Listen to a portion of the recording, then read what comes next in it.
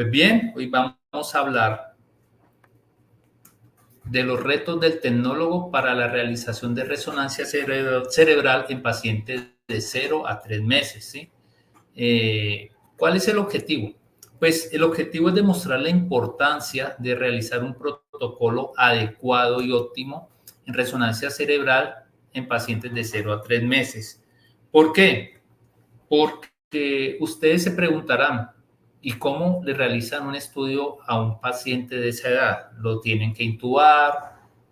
¿Lo tienen que sedar? Pues bien, vamos a ver en estos siguientes 20 minutos cómo el servicio de imágenes de la clínica ha logrado establecer un protocolo en el cual no es necesario sedar el paciente, no es necesario apoyo de anestesia, no es necesario que esté intubado. Pues vamos a ver las indicaciones de la resonancia cerebral, la importancia de por qué este estudio. Vamos a ver cómo es la comunicación entre el equipo de trabajo para la preparación y el traslado del paciente, cuáles son las secuencias que se realizan en este protocolo y las conclusiones. Pues aquí estamos viendo un diagrama o un esquema cerebral donde vemos diferentes tipos de lesiones, una fractura, podemos ver hematomas, ¿sí? Es lo que vamos a ver, podemos ver hipoxia, en este esquema estamos viendo un hematoma epidural, un hematoma subdural. Entonces, dentro de las indicaciones vamos a ver la hipoxia, la cianosis, sangrados, quistes, tumores, entre otros. En esta siguiente imagen, pues estamos viendo un corte sagital y vemos acá donde están las flechas, un descenso de la amígdala, ¿sí? Una malformación de Arnold-Chiari del paciente. Pues la importancia es que es una técnica no invasiva, es una gran ventaja con la resonancia de cerebro. Va a establecer un pronóstico neurológico muy importante para ese paciente. Lo vamos a realizar el estudio sin apoyo de anestesia, no se necesita intubar el paciente. Por ende, vamos a aumentar la seguridad del paciente. Obviamente se va a disminuir los costos de atención.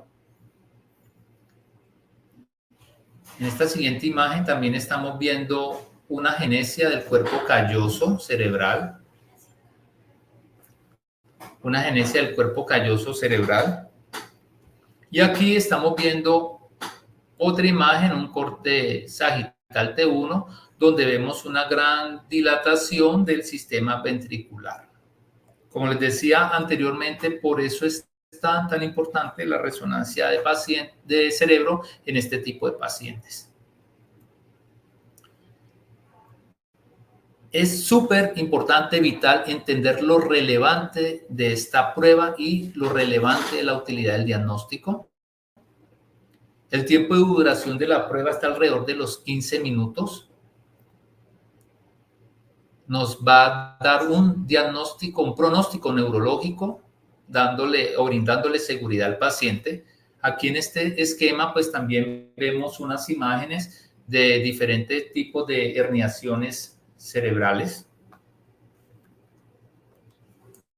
Y cuando hablaba de la comunicación, esa comunicación es vital, una comunicación entre el médico radiólogo, ¿sí? ¿Por qué? Porque cuando yo veo que en el sistema me generan el estudio, me generan la orden de la resonancia de cerebro, tengo que tener una comunicación con el médico radiólogo, con el médico neuroradiólogo, para que estemos en la misma sintonía de cómo se va a realizar el estudio, a qué horas.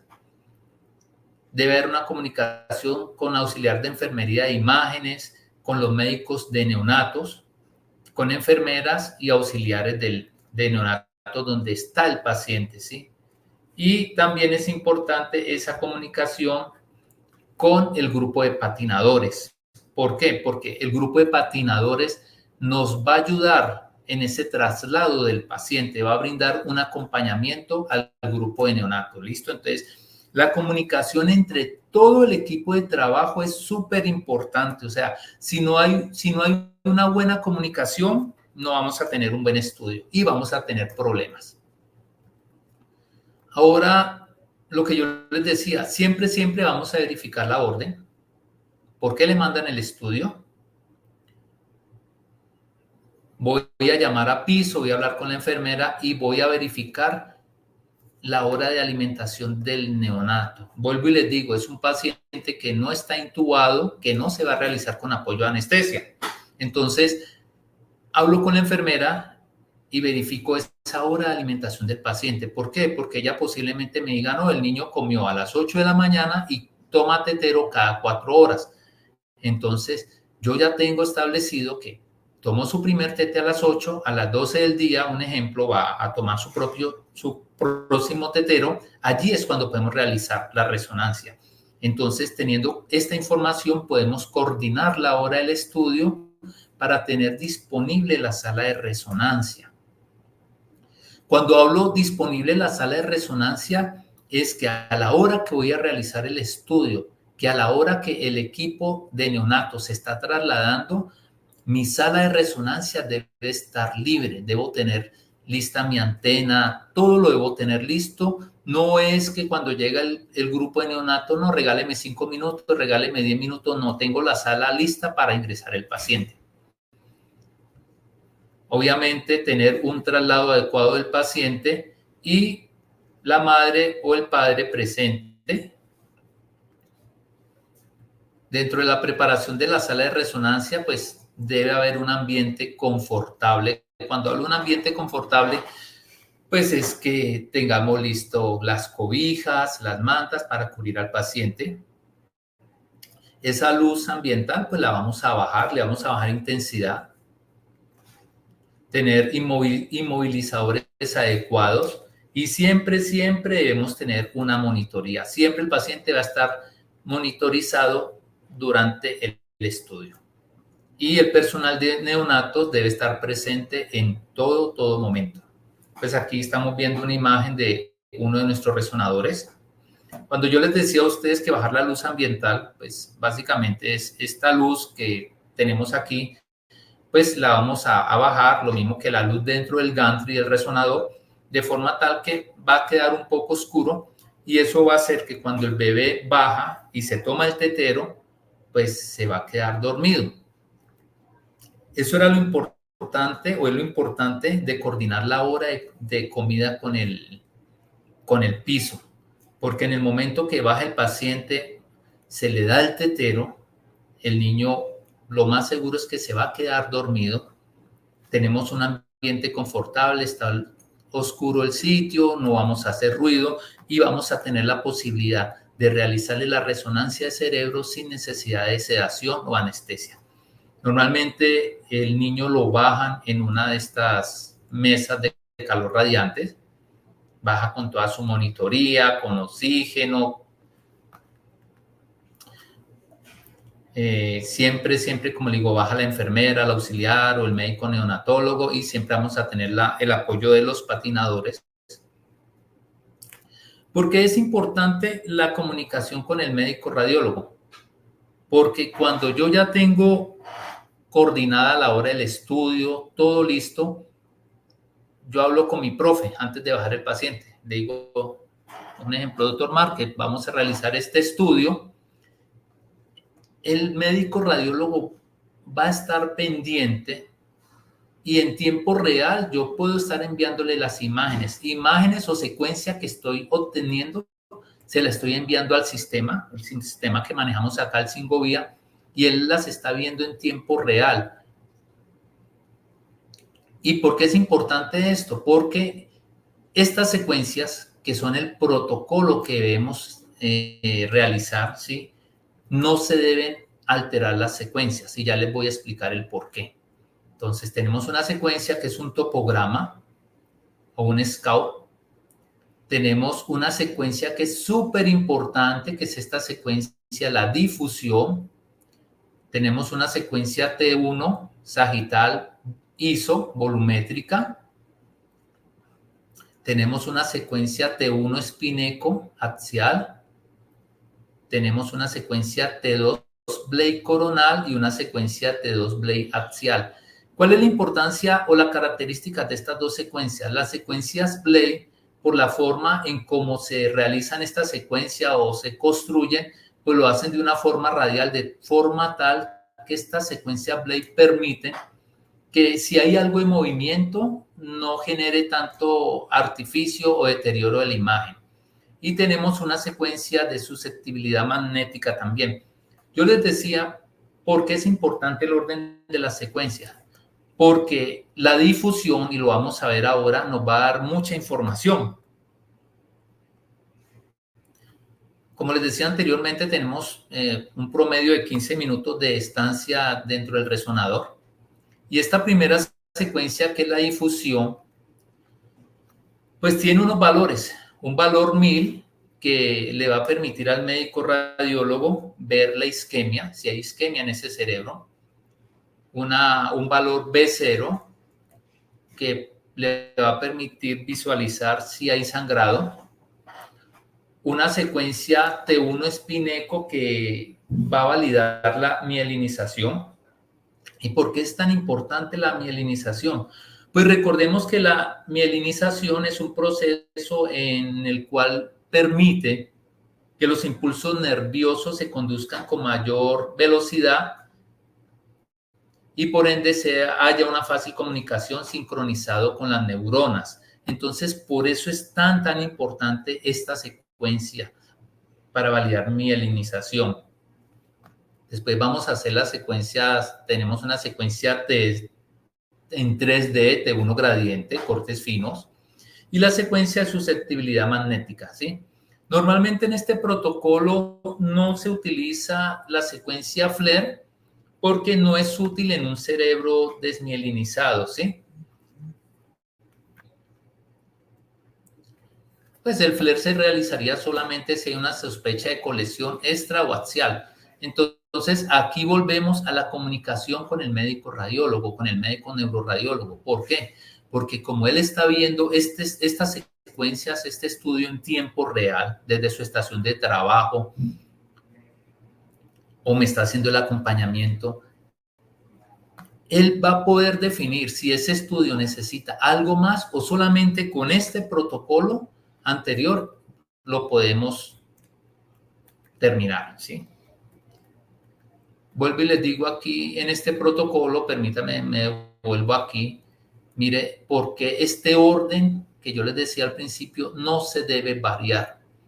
¿Por qué? Porque en muchas ocasiones, o en pocas ocasiones, realmente hemos tenido muy pocos casos, si se logra realizar solamente la secuencia de difusión, porque el niño se despertó, porque el niño no colaboró, nuestro médico radiólogo pues va a poder establecer un posible diagnóstico con esta secuencia. Solo con esta secuencia de difusión ya pueden obtener los médicos una información fiable, ¿listo? Entonces, si no es necesario, pues no tendrían que someter el niño a una anestesia. Por eso es tan importante el orden de esta secuencia, porque pues aquí de pronto pueden establecer de entrada si hay una isquemia o si hay un sangrado. Aquí vemos unas imágenes de un estudio realizado aquí en nuestra institución. Vemos una secuencia de difusión, vemos el trace y una ADC, y esta zona que vemos aquí como un poco más oscura, así que la vemos hipodensa, pues corresponde a un estudio de un paciente, un chico, un neonato, que tenía una isquemia cerebral, ¿listo? La secuencia T1 sagital, pues es una secuencia volumétrica que obtenemos, y esta secuencia nos va a permitir que se puedan realizar reconstrucciones en el plano axial, en el plano coronal o en el plano sagital si es necesario. La secuencia T1 turboespineco pues nos va a permitir establecer, mirar ventrículos. Recuerde que en las secuencias T1 pues el líquido, en este caso vemos aquí los ventrículos, puede verse hipo. Las secuencias T2 coronal y T2 axial pues básicamente lo que nos van a permitir es también mirar esos ventrículos, pero recordemos que las secuencias T2 pues el líquido brilla, es hiper. y las secuencias de susceptibilidad magnética, pues son las que nos van a permitir ver si hay calcificaciones o sangrados, pues tenemos una secuencia de fase y una secuencia de magnitud. ¿Listo? Entonces yo les decía a ustedes que la clínica y el servicio ha logrado establecer un protocolo adecuado para este tipo de estudios y de pacientes, ¿sí? Vuelvo y les digo, ya no es necesario intubarlos, ya no es necesario sedarlos. Entonces, el realizar este protocolo hace que se disminuyan los riesgos que pueden estar asociados por agentes anestésicos, por larga estancia en la sala de resonancia. ¿Por qué? Porque es que recordemos que estos pacientes pueden hacer una hipotermia muy rápidamente, ¿sí? Entonces, estamos reduciendo mucho riesgo. Obviamente estamos optimizando el flujo de trabajo, estamos aumentando la productividad, estamos logrando una disminución de costos de personal y sobre todo estamos aumentando la seguridad del paciente, que es lo más importante. Siempre estamos aumentando la seguridad del paciente. Y cuando yo les hablaba de la comunicación con el médico neuroradiólogo, vuelvo y les digo y les hago énfasis en esto, siempre hay una comunicación, siempre tenemos el apoyo del radiólogo, porque en algunos escenarios podría eventualmente el profe decirme, oiga, necesitamos un tiempo de vuelo para este estudio. Pues no está en el protocolo establecido, pero por eso es tan importante que el radiólogo esté viendo las imágenes. Porque si el radiólogo viendo toda esta secuencia dice, necesito una secuencia, tiempo de vuelo para poder establecer un diagnóstico, tenemos cómo realizarla, ¿sí? Es una secuencia que también está diseñada para realizarla en un tiempo relativamente corto. Y vuelvo y le digo, no tendría presentación que bajemos un niño en unas condiciones como las que están los chicos de neonatos, hagamos todo un traslado, coordinemos toda una logística, realicemos este protocolo y el paciente llegue al piso y porque no hubo una buena comunicación o no le informamos al radiólogo, cuando el radiólogo vea todas las imágenes, pues nos diga, oiga, pero es que necesitamos una secuencia tiempo de vuelo.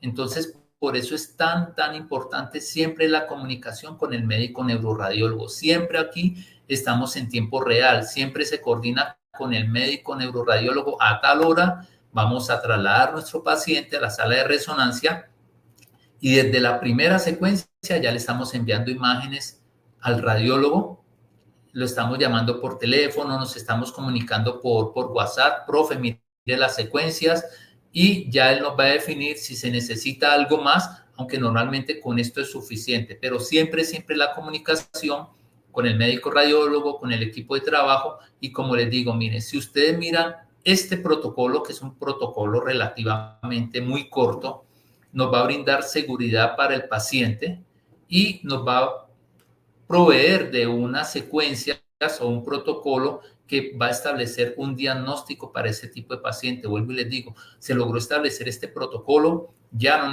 necesitamos sedación, ya no necesitamos apoyo a anestesia, ya no se necesita intubar al paciente.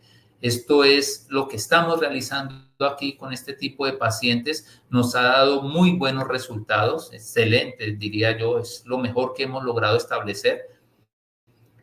Y esto era lo que les quería compartir en esta presentación, la importancia de tener un protocolo adecuado para estos pacientes de 0 a 3 meses. Incluso tenemos un protocolo establecido para pacientes pediátricos con un diagnóstico de 18 meses, pacientes pediátricos de ACV. Todo esto se ha trabajado aquí en el servicio de imágenes y todo esto encaminado a aumentar la seguridad del paciente. Entonces, vuelvo y les digo, esto era lo que les quería compartir en esta presentación. Muchas gracias.